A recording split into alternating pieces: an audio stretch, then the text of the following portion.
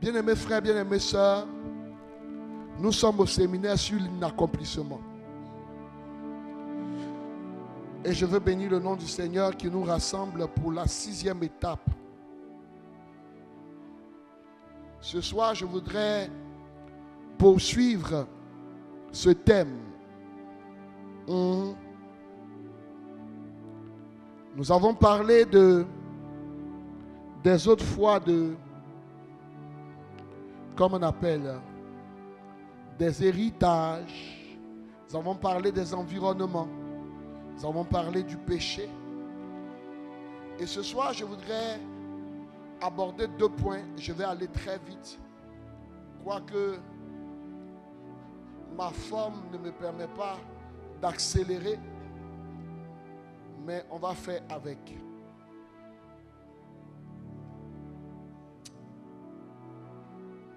Ce soir, je voudrais parler des alliances démoniaques. Voici un autre facteur, source de l'inaccomplissement. Vous allez regarder certaines personnes.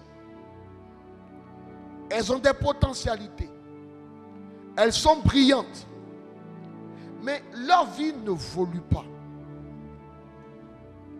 Vous allez regarder la vie de certaines personnes. Quand vous les regardez et que vous regardez dans leur famille, vous voyez que tous vivent la même chose. Personne n'évolue. Et hier, j'ai été édifié lors d'une écoute. La sœur est là. Souvent, quand ça ne va pas, on est poussé à parler de l'œuvre de la sorcellerie. Quand ça ne va pas, on dit « Ah, les sorciers! Ah, les sorciers! Ah, les sorciers! » Or, il faut savoir que chaque fois que nous ou notre famille contracte une alliance, c'est-à-dire que dans notre famille, on allait adorer des divinités. Ces divinités vont devenir un frein à notre épanouissement, à notre progression. Malheureusement, en Afrique, il y a un fait. En Afrique, il se trouve que nos aïeuls, nos ascendants, nos parents avaient l'habitude d'adorer avant que ne vienne la religion chrétienne. Et même aujourd'hui, vous verrez encore dans nos familles des gens qui vont à l'église, mais à des périodes bien précises, qui vont aller faire des sacrifices dans des rivières, dans des forêts, devant des marigots, devant des cailloux. Parce que pour elles, c'est la religion de leurs aïeuls. Et que ce sont des génies que dans leur famille, on adorait. Et par conséquent, s'ils laissent, ils vont mourir. Et beaucoup ont été convaincus que c'est vrai, on va à l'église, c'est religion des Blancs. Mais nous les Africains, on a notre religion. On peut faire les deux. Et souvent même, on va à l'église un jour quand ça ne va pas. On nous enseigne que aide-toi et le ciel t'aidera. Alors, tu vas voir des personnes qui vont à l'église sous le label de aide-toi et le ciel t'aidera, qui vont aller faire des sacrifices à des divinités, qui vont aller faire des adorations dans des lieux où on dit que leurs parents adoraient. Parce que pendant qu'elles vont à l'église et que quelqu'un de leur famille allait consulter, on dit, tu vois, tes enfants là, ils vont à l'église, hein, mais votre grand-père avait un génie qui l'adorait. Et c'est le génie là qui est fâché, qui fait que rien ne va dans leur vie. Ils n'ont qu'à aller sacrifier poulet. Ils n'ont qu'à aller déposer œufs. Ils n'ont qu'à aller sacrifier mouton.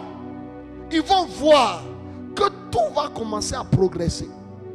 Et sous l'impulsion de ce devin, de ce marabout, de ce féticheur qui leur a dit ça, ils vont partir. Ou bien d'autres vont dire, non, on ne va pas, mais on va donner l'argent. Mais l'argent là, c'est quitté où? 1. 2. on offre ce sacrifice. Et voici des réalités que des chrétiens continuent de vivre aujourd'hui. Alléluia. Frère, Exode chapitre 20, verset 3, il est écrit que tu ne feras pas de représentation, tu n'adoreras pas d'autres dieux, tu ne feras pas d'image taillée, des choses qui sont dans les cieux, qui sont sous la terre et sous les eaux. Et chaque fois qu'on le fera, Dieu punit la faute des pères sur les fils jusqu'à la 3e voire 4e génération. Et frère, vous allez vous rendre compte que sur la base de ce passage, vous allez voir que chaque fois que l'on s'en va adorer un génie, une rivière, un tabouret, une savane, une forêt, quelque part, vous allez vous rendre compte qu'on allait entrer en alliance avec la divinité. Or, lorsque vous entrez en alliance avec cette divinité, cela va donner un droit légal à cette divinité de dominer sur celui qui allait entrer en alliance, qui allait faire cette adoration et sa descendance. Parce que quand ils s'en vont offrir le sacrifice, ils disent, j'offre cela pour moi et pour ma descendance. Or, quoique tu n'aies pas été cité nommément, c'est-à-dire on n'a pas dit ton nom, mais parce qu'il a dit, moi et ma descendance, tu es engagé. Tu es engagé. Parce que dans le principe spirituel, tout homme a une origine. Dans le principe spirituel, tout homme a un fondement. On vient de quelque part. On a une source. Et cette source-là, on appelle ça nos origines. Or, pendant que tu es assis ici, il y a en toi quelque chose qui traduit, qui a collecté toutes les adorations, les sacrifices et les rituels que les gens de ta famille ont fait. Et qui les a transportés, qui les a transférés en toi. Donc, peut-être que tu n'étais pas encore né.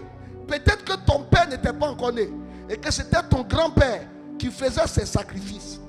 Mais, par le canal du lien de sang, c'est-à-dire par ton sang, tu transfères en toi les conséquences des adorations, des rituels que tes parents, tes grands-parents, tes arrière-grands-parents ont fait.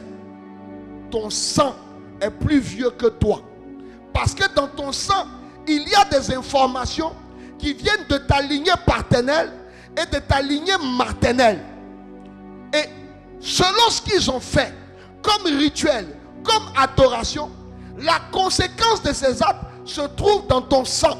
Parce que ton sang a transféré toutes les informations des rituels, des sacrifices, des adorations qu'ils ont faites.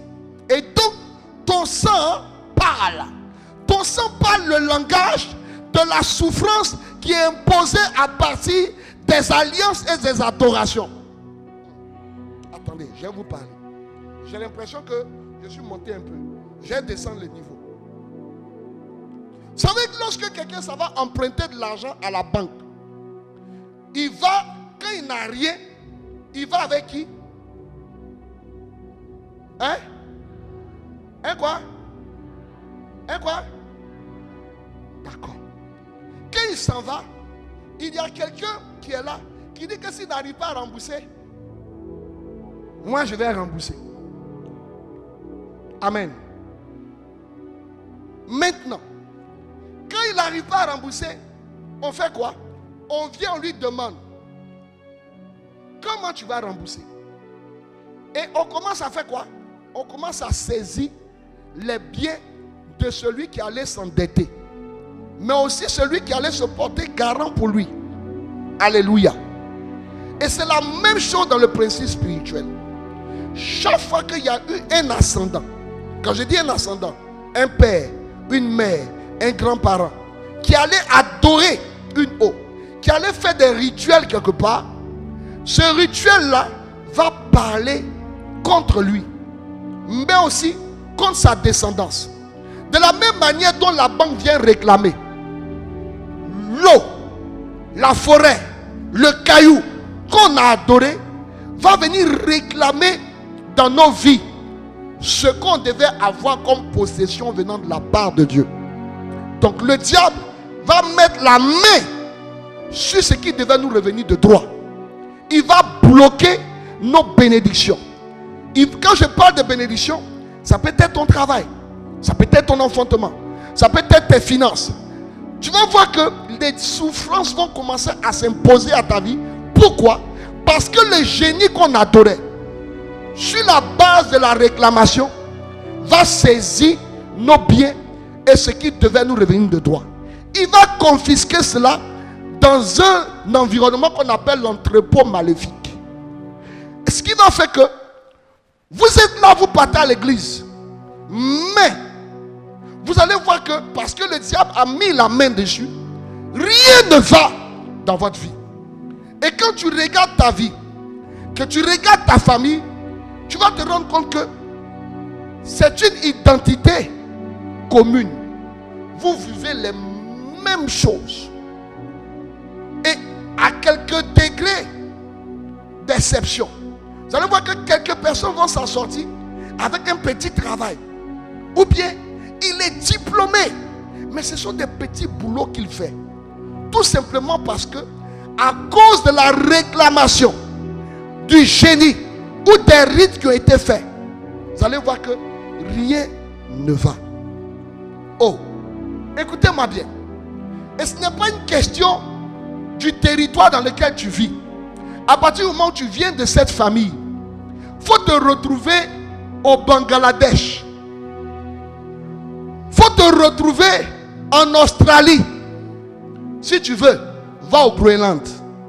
Mais pendant que tu es là-bas, tu vas te rendre compte que tu vis la même vie que ceux qui sont ici. Les mêmes souffrances, les mêmes difficultés sont attachées à ta vie pendant que tu vis chez les Blancs. Mais il fallait rester ici. Il fallait rester ici. Écoutez-moi bien. Je me souviens, une année, un monsieur de Blocos. Le monsieur est venu. Quand tu le regardes, tu sens qu'il a fait le pays des Blancs. Ah! Il parle d'un français, un chocobi. Ah!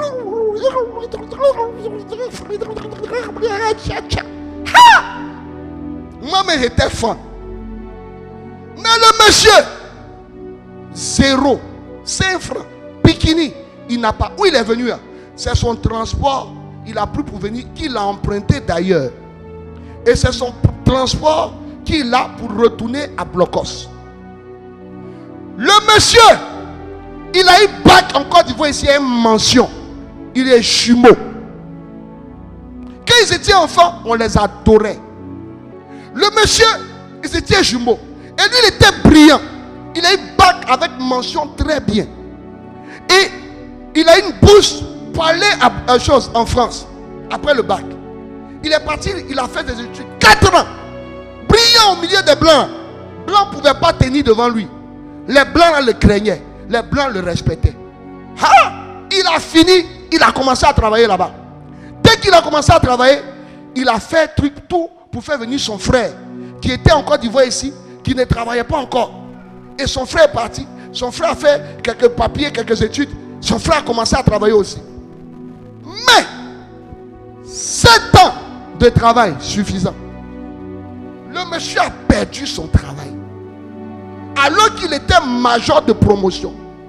Il n'a plus jamais trouvé un seul travail en France jusqu'à ce qu'il ait perdu son titre de séjour. Son frère aussi a commencé à travailler. 2 ans, son frère a perdu le travail. Il a perdu aussi son titre de séjour. Et ils sont là-bas. Ils se cachent maintenant. Ils travaillent au noir. Ça ne va pas. Je vous parle de Bengis. Bengis. Ils se sont cachés. Dans ça là, il a fait plus de 8 ans dans caché là. Un jour, Il est sorti et puis on l'a attrapé. Les blancs, là, en pleine rue, on dit donne tes papiers. Il n'a pas de papier. Il ne sait pas comment il va expliquer. C'était un SDF. On l'a soulevé. On l'a envoyé en Côte d'Ivoire. Son frère, quand il est venu, il a appelé son frère. Il dit, il faut venir, on va vivre ici, c'est mieux. Vous comprenez? Son frère dit non. Mais le monsieur, il est venu en Côte d'Ivoire. Hey, avec diplôme là, il peut trouver travail en Côte d'Ivoire, c'est son pays. Ça faisait 4 ans et demi qu'il était là. Il ne peut pas trouver un seul travail. La galère sur lui. Fait que galère commence à te frapper là. Il y a des petits signaux qui commencent à sortir.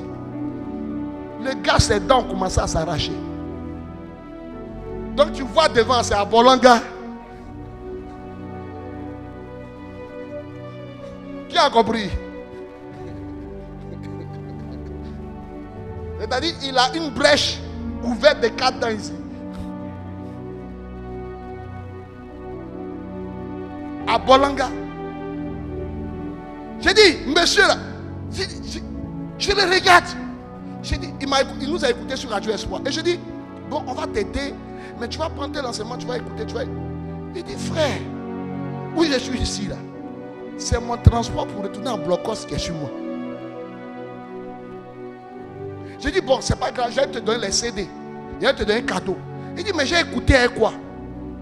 Parce que la maison familiale même là, il n'y a pas quelqu'un qui a réussi là-bas. La maison actuellement est décoiffée sur une partie. Tout est gâté là-bas. Tous ceux qui sont là-bas, là, aujourd'hui on dort ici. Quand on dort, on prie pour ne pas qu'il pleuve. Il est dans son pays. Frère, mais pourquoi? Parce que non seulement on les a adorés, mais le papa adorait, vous voyez l'eau de la lune briller là. Oh, c'est l'eau de cette écoute là que j'ai compris quelque chose. L'eau de la lune briller que vous voyez là, ne jouez pas avec ça. Est-ce que vous savez qu'il y a un endroit de cette eau là où il y a une rencontre? C'est pas à l'embouchure, hein? Il y a une rencontre entre l'esprit de la sirène qui vient de la mer et cette eau là. Et ce lieu là est devenu comme, vous voyez un peu le triangle de Bermude. C'est cet endroit là. Quand tu arrives là-bas, si tu ne connais pas, l'autre, ça se fait un mélange, un tourbillon et ça t'emporte.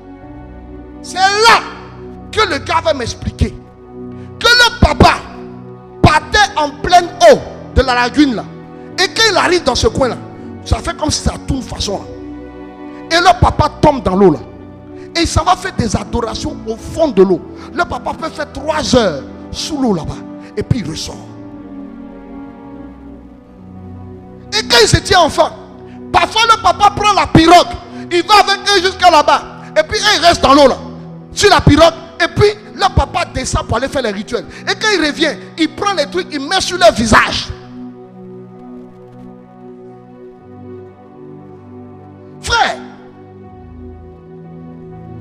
ça là, le papa est décédé. Mais tous ses enfants, souffrance aujourd'hui. Au point où la maison elle-même a commencé à être décoiffée. Ça c'est l'œuvre de la réclamation. C'est pourquoi vous allez vous rendre compte que parfois la souffrance n'est même pas appliquée seulement aux hommes. Mais vous allez voir que tous vos biens se délabrent et se dégradent à cause de la réclamation. Qu'est-ce qu'on a adoré dans ta famille? Quels sont les rituels qu'on a fait? Écoutez-moi bien. Chaque fois qu'on a adoré, chaque fois qu'on a fait des rituels, cela va permettre à l'esprit de prendre place dans votre vie. 1. 2. Il va vous placer en captivité. Chaque fois qu'on a adoré, chaque fois qu'on a fait des rituels, l'esprit qu'on allait adorer va vous placer en captivité. Alléluia. Et il va vous placer en captivité au niveau de l'autel. C'est pourquoi il dit, si vous voulez, il faut partir où vous voulez. Mais au niveau de l'autel, il y a ce qu'on appelle le GPS maléfique. C'est-à-dire, il y a un élément qui lui permet de savoir, à partir de l'autel, de vous repérer, quel que soit le lieu où vous êtes sur toute la terre, de vous repérer.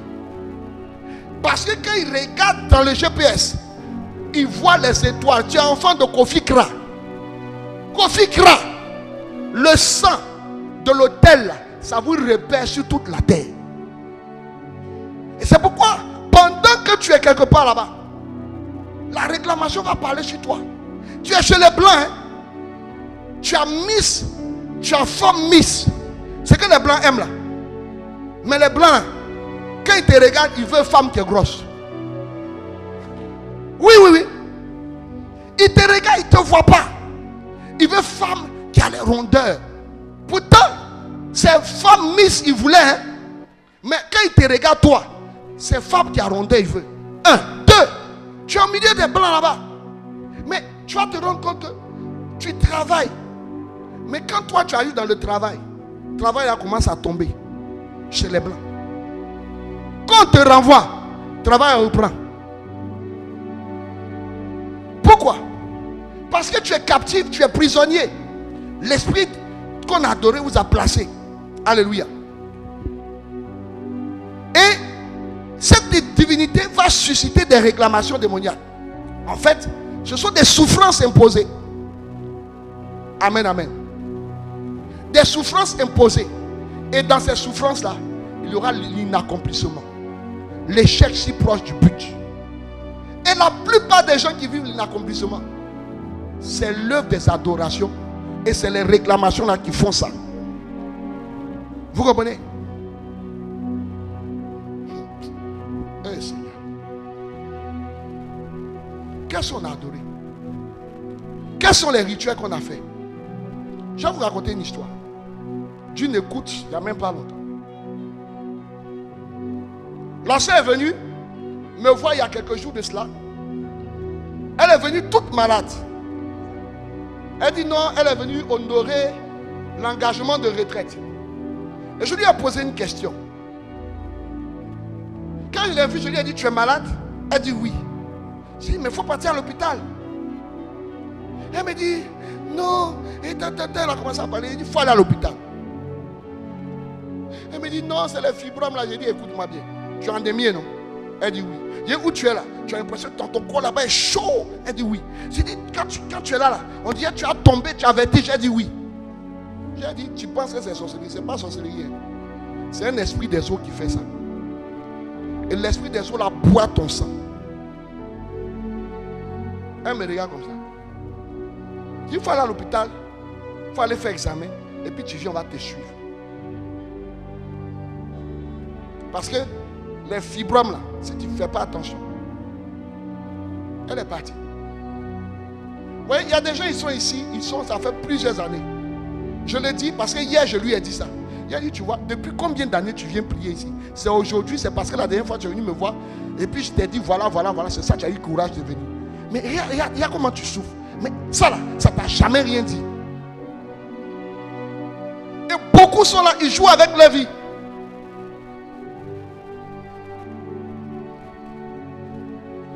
Et on a commencé à parler.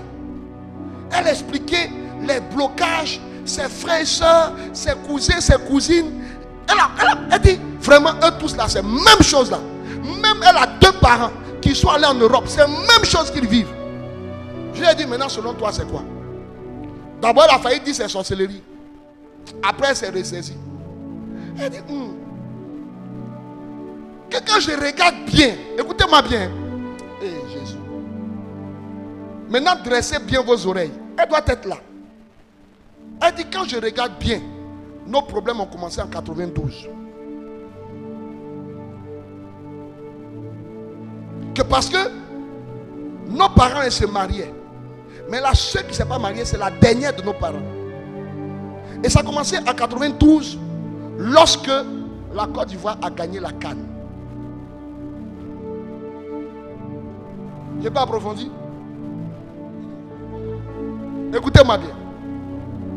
Ne vous engagez pas dans ce que vous ne connaissez pas. C'est dans son village que l'ex-ministre là, ils sont allés faire les rituels. Et c'est sa famille là qui est dépositaire de l'adoration de cette eau. Où ils sont allés faire les rituels. Et il dit c'est après ça que les difficultés dans sa famille ont commencé.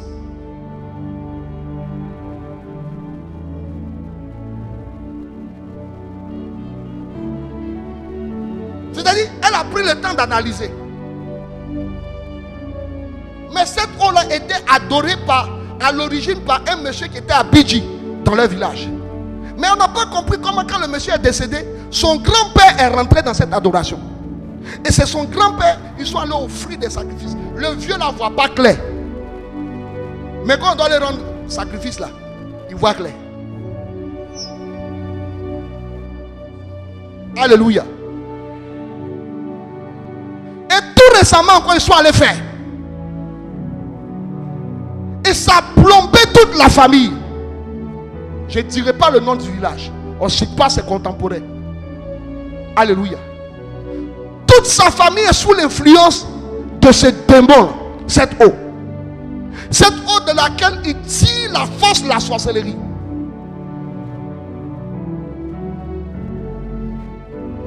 Et à cause de cela, toute sa famille, rien ne va. Cousin, cousine, tantôt, neveu, tout le monde, sa vie, leur vie est bloquée. Qu'est-ce qu'on a adoré chez toi? Quels sont les rituels qu'on faisait? Dans l'alliance, il y a plusieurs éléments. Premier élément de l'alliance, ce sont les adorations des esprits par nos parents ou par nous-mêmes. Premier élément de l'alliance. Qu'est-ce qu'on a adoré dans ta famille? Qu'est-ce que toi-même, dans tes temps d'insouciance, dans tes temps d'ignorance, toi-même tu allais adorer? Où est-ce que tu allais te faire laver? Où est-ce que tu allais déposer œuf? Où est-ce que tu allais déposer mouton? Où est-ce que tu allais déposer nanamougou?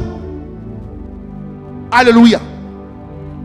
Deuxième élément dans l'alliance, le fait de porter le nom d'un génie, d'une divinité, c'est source d'une alliance.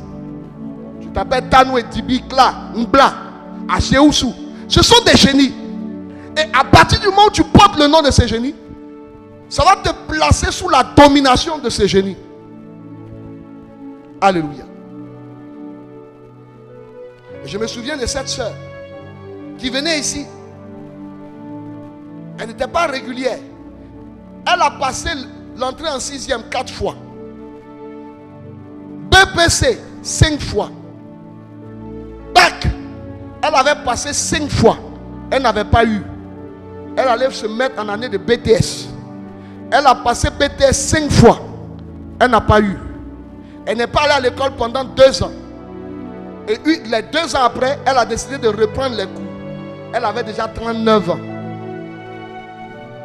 Elle fait cours du soir, bac et puis BTS en même temps. Elle est sortie de la maison. Elle a quitté la maison familiale. Elle a commencé à jeûner et prier. Elle s'est mise sous un cheminement qu'on lui a donné ici. Pendant qu'elle partait, elle faisait ses cours du soir, elle avait décidé que personne dans sa famille ne sache. Donc elle est sortie du cercle familial. Et elle a commencé à jeûner et prier. Et elle faisait ses révisions en cours du soir. Bien-aimés frères, la même année, avec retraite de délivrance, la même année, elle a eu le BTS, elle a eu le bac. C'est-à-dire, elle a fait le bac 6 fois, BTS 6 fois pour avoir. Quand elle avait le BTS et le bac, elle avait 39 ans. Elle est courageuse. Mbla. Et ce génie est le mauvais Mbla là. Tous ceux que j'ai vus qui ont une Mbla sur leur vie, c'est un génie qui va boire votre sang. C'est un génie qui va vous épouser. C'est un génie qui suscite des limites pas possibles. Il y a quelqu'un qui dit, oh, il est en train de parler de moi. Tu viens de dire ça. Quand il dit ce génie blanc, il est méchant. Et puis il a commencé à citer là. Ça dit, il est en train de parler de toi. De toi. Je te vois tout à l'heure. Alléluia. Autre élément constitué comme une alliance.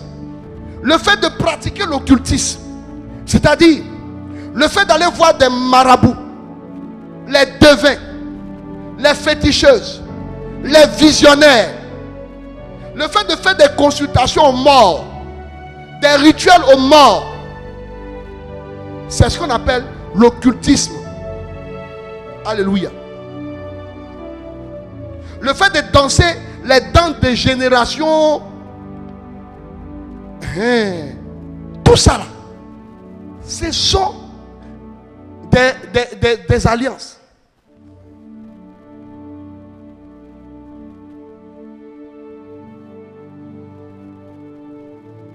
Écoutez, présentement, il y a un frère que j'ai connu en Côte d'Ivoire.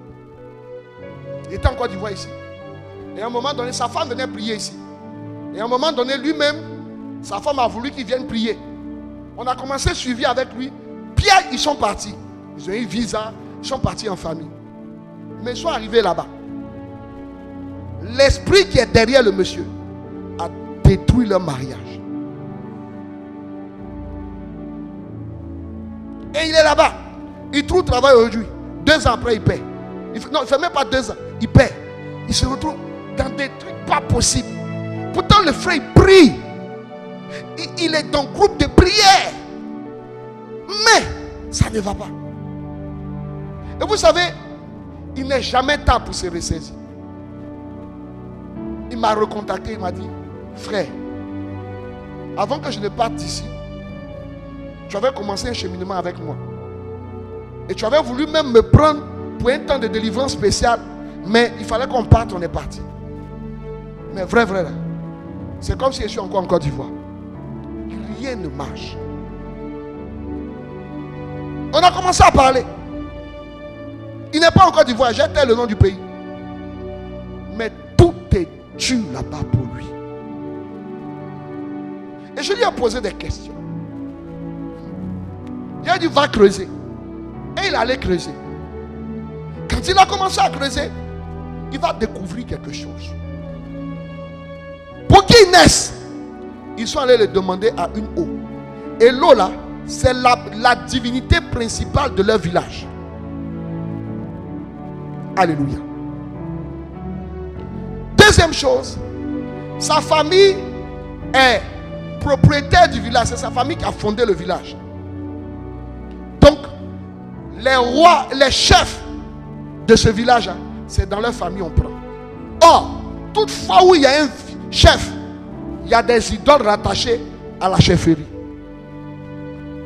3, il y a un arbre. Je ne veux pas dire le nom des trucs là pour ne pas qu'on reconnaisse d'où il vient. Il y a un arbre dans sa famille, dans le village. Et cet arbre là, on adore ça. Vous comprenez? Et pendant qu'il est en train de m'expliquer, le Saint-Esprit me dit, il porte sur lui un héritage spirituel qui est rattaché à l'eau et à une danse. Je dis, je vois pendant que tu parles, on est en train de parler au téléphone.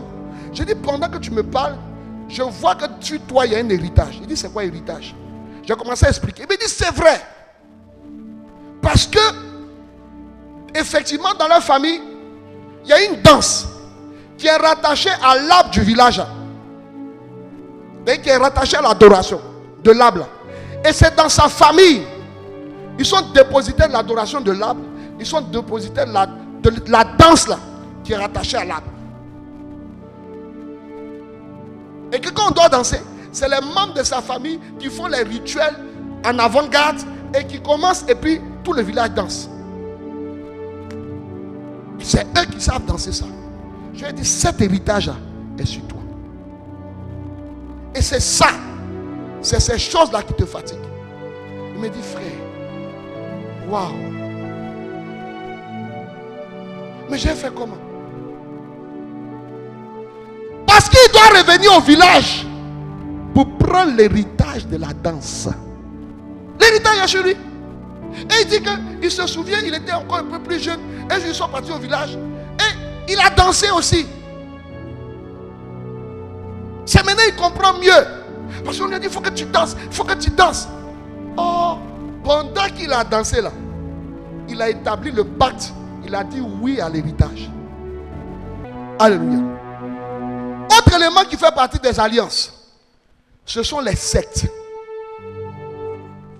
ce sont les sectes. Et Jésus. Quand dans une famille, il y a eu des gens qui ont pratiqué certaines sectes. Or, dans ces sectes, on fait un pacte avec des divinités qui sont les esprits guides de la secte. Entre autres, esprits, entre autres sectes, la Rose-Croix, la franc-maçonnerie, et Kankar, New Age. Ce sont des sectes dans lesquelles les gens font des initiations. 1, 2, ils font des pactes avec des esprits guides. 3, pour s'élever en grade, ils ont besoin de lever leur niveau de sacrifice. Alléluia. Ils ont besoin de faire des sacrifices et des sacrifices à ces divinités. Alléluia. Et vous allez vous rendre compte que quand vous êtes enfant de ces familles, ou bien que vous venez de ces familles, de cette famille, où le père ou la mère pratiquait ces choses, ces esprits-là vont s'opposer à votre vie. Parce que quoi? Le plus souvent, pour arriver à un certain niveau de sacrifice, ils seront obligés de vous vendre dans le monde spirituel. Vendre leurs enfants, vendre quelques personnes. Alléluia. Et je vous ai donné un témoignage ici que je vais redonner. Dans le mois de février-mars 2024, il y a une soeur qui est partie au Canada, ça faisait 3 ans. Mais elle veut revenir en Côte d'Ivoire parce que rien ne va. Et chaque fois qu'elle appelle son père lui dit: oh, faut tenir fort, faut tenir fort. Rien ne va. Alors quand elle était ici, vous savez, quand tu as eu la possibilité de travailler dans les projets des organisations internationales telles que le FAM, UNESCO, des trucs comme ça, ça te dispose à travailler avec des gens comme la BAD, des trucs comme ça. Et ça peut te donner la possibilité d'avoir, d'entrer sur certains territoires. Et sur la base du travail qu'elle avait fait, avec plusieurs contrats, elle a pu aller facilement au Canada. Et dès qu'elle est arrivée là-bas, elle est résidente permanente en même temps. Mais, elle est peut-être dans le direct. Parce qu'elle m'a écrit quand on a commencé le séminaire, les deux premiers, elle m'a dit que papa, vraiment le séminaire là, c'est fort, j'aime.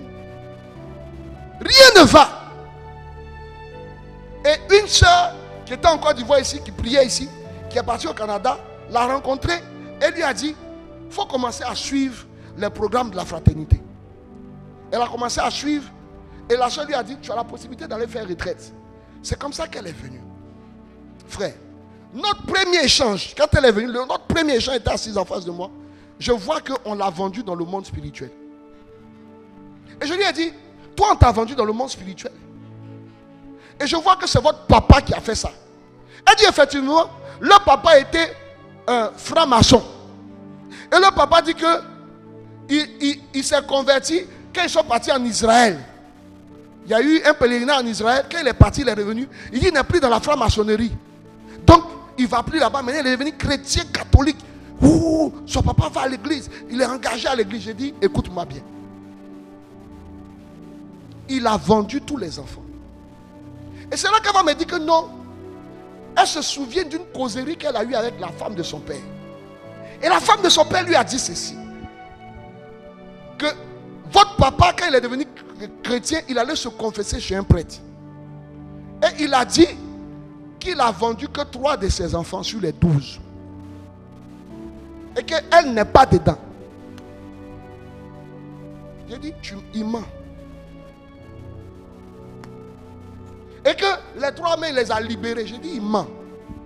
Votre papa, il va à l'église, mais il est toujours dedans. Je n'ai pas dit aux frères pour prier. Quand les frères ont commencé à prier, la même révélation est sortie. Qu'il est encore dedans et qu'il les a vendus eux tous. Écoutez-moi bien. Quand elle m'a appelé au début du séminaire, elle m'a expliqué ceci. Elle dit: sa nièce qui est en Côte d'Ivoire allait prier dans une église évangélique. Et le prophète va dire à sa nièce que ton tel papa, c'était un franc-maçon. Et il fait croire qu'il n'est plus dans les dedans. Il a vendu tous ses enfants, y compris tous ses neveux et nièces qui qui ont habité chez lui, il les a tous vendus dans la secte.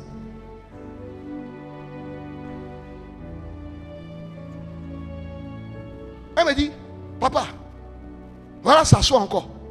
Elle dit, il y a une autre qui allait prier dans un autre coin.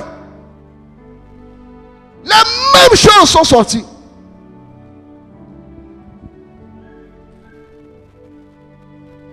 Ton papa a fait quelle secte? Parfois, ils vont aller jusqu'à coucher avec leurs propres enfants. Parce que c'est un rituel qui va leur donner de grandir en grade. Alléluia. Ils vont aller coucher jusqu'à avec leurs propres enfants. Parce qu'il faut qu'ils mettent en mouvement des esprits dans le monde spirituel. Parfois, ils vont faire, il y a un qui est malade. Il se retrouve jamais. Il est malade jusqu'à la fin de ses jours. Lui, on ne l'a pas seulement vendu, on l'a sacrifié. Et la réclamation est en train de parler. Frère, écoutez-moi bien. Quand vous ne connaissez pas certaines choses, n'entrez pas dedans. Non, ma camarade dit, on n'a qu'à venir, on va aller ceci. Non, on n'a qu'à aller danser, danse. Il y a danse de son village. Donc, elle a ramassé, elle a invité tout son quartier. Vous partez. Continuez d'aller danser. Hein. Cette danse, vous n'avez jamais dansé à Abidjan ici. Les danses jouent partout. Musique, ils jouent partout. Là, vous ne pouvez pas danser ça. Continuez d'aller danser. Il y a une danse, on danse à quelques acabris d'Abidjan ici. En partant à Boisseau, la première commune là. Ils dansent en octobre. C'est ça, non? Novembre.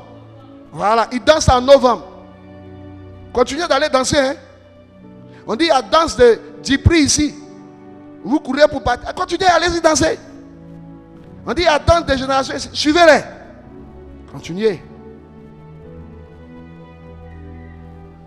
Allez-y, dansez. Mangez-la, mangez. Mangez, hein? Vous là. Quand on vous parle, vous n'écoutez pas là. Continuez d'aller voir les marabouts là. Continuez. Il n'a qu'à vous dire, allez-y déposer F ici. Et puis il va déposer. Continuez. On dit on va vous aider. Vous ne savez pas qu'ils sont en train de vous détruire davantage. Deux choses. La deuxième chose qui crée l'inaccomplissement, ce sont les malédictions. La malédiction est une ombre noire couvrant la vie d'une personne et qui détruit toute capacité de bénédiction. Et les malédictions peuvent être familiales comme personnelles. Ça veut dire quoi? Quelqu'un peut elle-même prendre sa malédiction. Comme la malédiction qui parle peut être une malédiction de famille. Or, écoutez-moi bien. La malédiction est plus dangereuse et pernicieuse que la sorcellerie. Je reprends. La malédiction est plus dangereuse et pernicieuse que la sorcellerie. Parce que la malédiction ne vous prévient pas qu'elle est là. Mais elle traite jusqu'à aller dans les os. La malédiction va dans les os. La malédiction va dans le sang.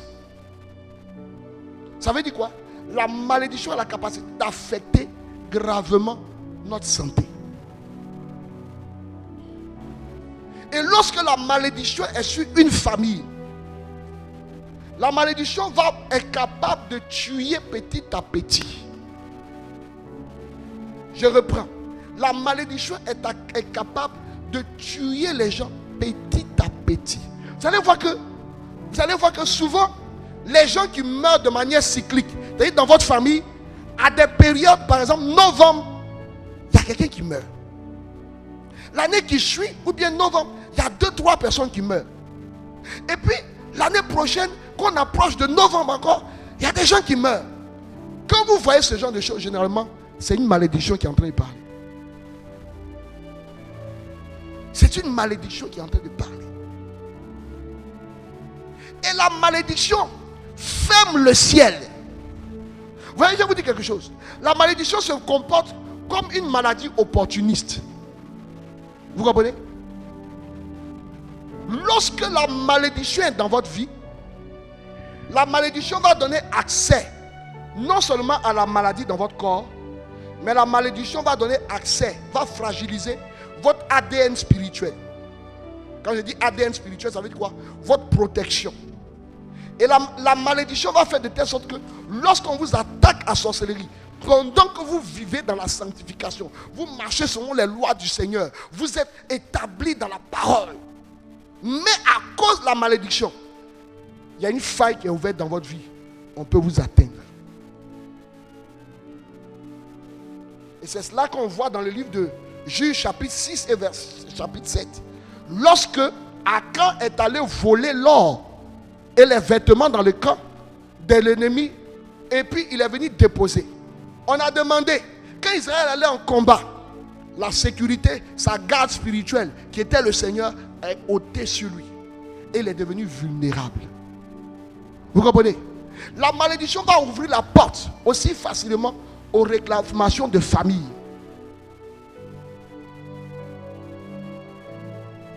Et la malédiction va faire de telle sorte que vous vivez les mêmes choses dans votre famille. Personne ne peut éclore. Personne ne peut évoluer. Vous pouvez être brillant. Mais dans votre famille, tout le monde est down.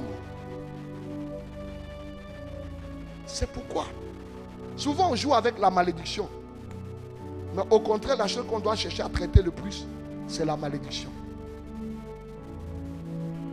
C'est la malédiction.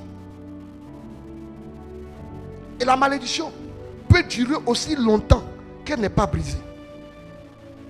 Amen, amen. Vous allez voir que quand il y a une malédiction, la malédiction va envoyer une puissance d'égarement. C'est là que tu vois que le gars il va à l'église. Mais il peut commettre les pires abominations. La malédiction peut faire que quelqu'un qui était établi dans le Seigneur, qui servait Dieu, à un moment donné, tombe dans un égarement pas possible. Il a fait d'église là même. C'est sorti de son cœur. Il ne veut même pas entendre parler. Il est perdu. C'est la malédiction qui peut faire que quelqu'un était berger. Et il va se retrouver les jours après à aller adorer l'eau, Kokangba. Je vous parle de quelque chose. Parce que la malédiction envoie un esprit d'égarement sur la vie des familles et des générations qui viennent de certaines familles. Et bien aimés frères, bien aimés sœurs, lorsque vous constatez les différents éléments que j'ai cités depuis le premier jour, les principales sources, tant que ces sources-là ne sont pas brisées dans votre vie, elles vont susciter l'inaccomplissement. C'est pourquoi j'ai parlé de l'inaccomplissement maléfique. Vous voyez que je n'ai pas parlé des facteurs physiques qui apportent l'inaccomplissement, mais j'ai parlé des facteurs spirituels. Et le diable tient beaucoup par des liens spirituels. Et frère, il nous faut aspirer à sortir de cela. Il nous faut aspirer à sortir de cela. Et pour sortir de cela, il y a une seule personne qui a payé le prix. Jésus-Christ de Nazareth. Il n'y en a pas autre. La comia n'a pas payé le prix. Le marabout n'a pas payé le prix. Le féticheur n'a pas payé le prix.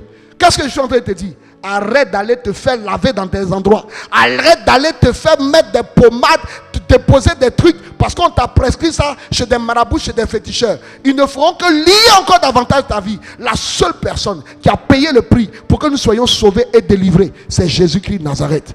Et c'est lui qui donne la victoire lorsque nous entrons dans le combat spirituel. C'est pourquoi, écoutez-moi bien, c'est par le combat spirituel que nous allons accéder à la délivrance afin que l'inaccomplissement prenne fin.